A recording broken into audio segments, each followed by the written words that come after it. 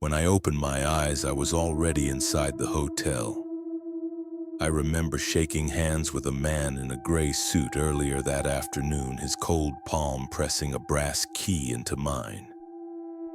He'd said something about a security shift, easy pay, just watching the place until morning. But the details, they're hazy, like a dream I can't quite recall. The hotel itself sat high in the mountains, abandoned to the outside world. The air inside was stale, thick with dust, and the grand lobby stretched endlessly under a cracked chandelier. It looked like no guest had stepped foot in here for decades. But I wasn't alone. The manager, Mr. Halbrook, he called himself, stood by the front desk waiting for me with a thin smile that didn't touch his eyes. "The rules are simple," he said, sliding a folded piece of paper across the counter. His voice was steady, but something in it made my stomach twist. "Follow them, and you'll make it through the night." I didn't ask why. I didn't want to. I unfolded the paper. Only one line was written. Rule 1, never use the elevator after midnight. I frowned, looking up, but Halbrook was gone. The hallway behind the desk was empty. The silence pressed down on me as I began my patrol. The lobby stretched on forever, velvet chairs coated in dust, rugs faded to ash gray, portraits glaring down with cracked eyes. The air smelled of mildew and something faintly metallic like rust or blood. At 12:05 a.m. I heard it, the faint chime of an old elevator bell. My chest tightened. The elevator at the far end of the lobby sat wide open, though I hadn't touched it. Its interior light flickered like a dying candle. I froze. Rule 1, never use the elevator after midnight. Then I saw it. A shadow moving inside the lift, too tall, too thin, shifting like smoke. My instinct screamed at me to turn away. I backed up slowly, flashlight shaking in my grip, refusing to look again until I reached the stairwell. That was when the piano music began. It drifted down from somewhere above, soft and haunting. Notes played with delicate precision, but every chord made my skin crawl. The sound didn't belong in an empty building. I checked the paper again. My heart lurched. New words had appeared, written faintly in the corner like fresh ink. Rule 2, if you hear piano music, do not follow it. I gritted my teeth and forced myself to keep patrolling the first floor. The music grew louder, then stopped abruptly, leaving the silence heavier than before. At 1:15 a.m., I turned a corner and nearly screamed. A maid stood in the hallway, her uniform stained, her face pale as wax. She held a silver tray, motionless, eyes downcast. I blinked and she was gone. I pulled out the paper. Another line had appeared. Rule 3, do not speak to the staff. They are not alive. My throat went dry. By 2 a.m., I found myself in the banquet hall. Long tables stretched into the dark, glasses and plates still set as if waiting for guests who never came. The chandeliers above creaked faintly.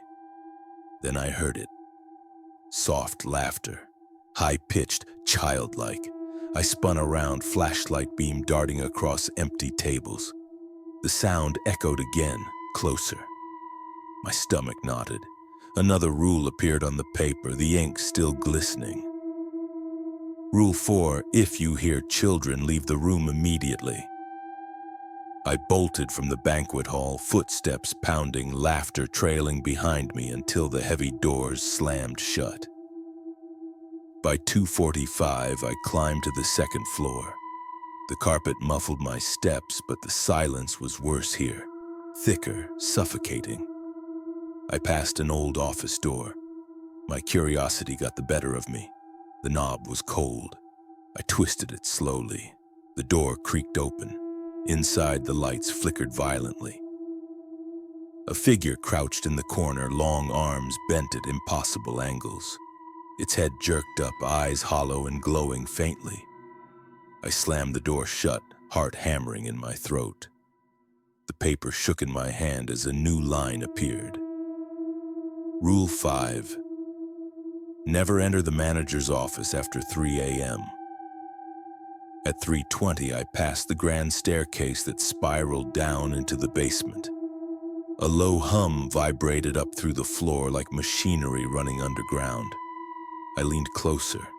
The air reeked of damp earth. The rule sheet burned hot in my palm. Another line scrawled itself across the bottom. Rule 6. Do not go near the basement. Ever.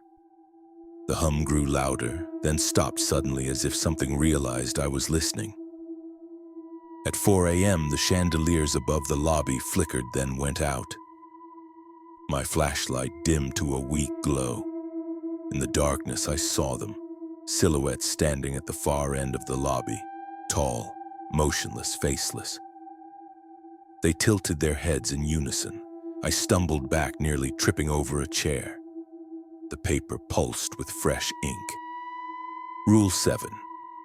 If you see the watchers, do not let them surround you. Keep moving. I forced my shaking legs to carry me past them, refusing to look back. By 4:40, I reached the 3rd floor. Long hallways stretched in every direction, identical and endless. My watch ticked steadily until suddenly it didn't. I blinked at the dial. 4:20. That wasn't right. I'd already been walking 20 minutes. A chill ran down my spine. Rule 8. If time goes backward, return to the lobby immediately. I sprinted back down the stairwell, every step echoing too loud, too fast, until I burst into the lobby once more.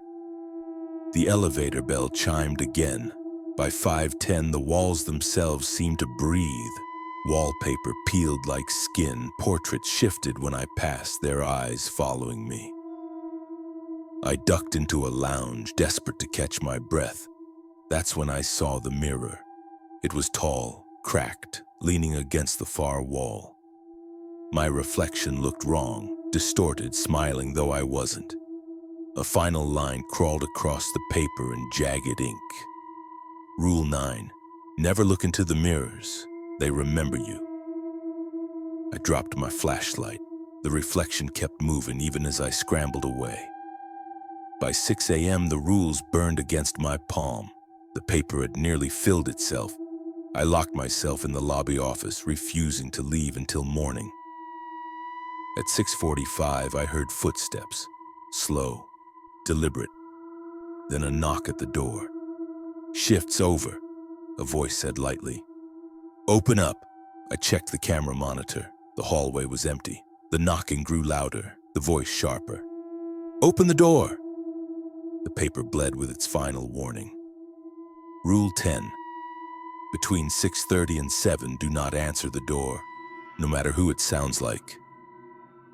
I shut my eyes, hands pressed over my ears as the pounding rattled the walls. Then silence. At 7:01, the first light of dawn filtered through the dusty windows. I opened the office door. Mr. Halbrook was waiting in the lobby, smiling faintly. "Rough night," I swallowed. "What about the staff? The children? The cleaner?" He tilted his head. "Staff? This hotel hasn't had employees in decades." I dropped the keys into his hand and walked straight out, never once looking back.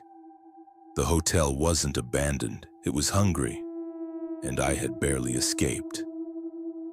I will never step foot there again.